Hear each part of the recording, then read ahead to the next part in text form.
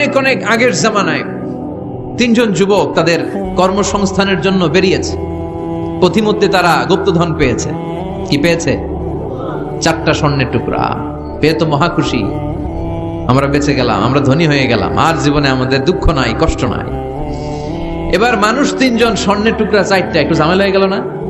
4 জনে 4টা পাইলে ভালো হতো না? মানুষ কয়জন? স্বর্ণের টুকরা কয়টা? 4টা। এবার তারা বলতে লাগলো আমাদের প্রচন্ড ক্ষুধা পেয়েছে। একজনকে বললো তুই বাজারে যা, বাজার থেকে রুটি কিনে নিয়ে আয়। সে রুটি কিনতে গেল। আর এই 2জন মিলে ভাবতে লাগলো শয়তানের ওয়াসওয়াসায় পড়ে একটা কাজ করি, যেটারে রুটি আনতে পাঠাইছে ওটারে যদি শেষ করে দিতে পারি, মানে ওটার কেল্লা যদি ফতে করে দিতে পারি, তাহলে তো আর ভাগাভাগির কোনো কাজ নাই। স্বর্ণ 4টা, তুই পাবি 2টা, আমি পাবো। আর যে রুটি আনতে গিয়েছে সে মনে মনে ভাবে রুটিতে যদি 20 মা খায় নিতে পারি। দেখছেন খেলা?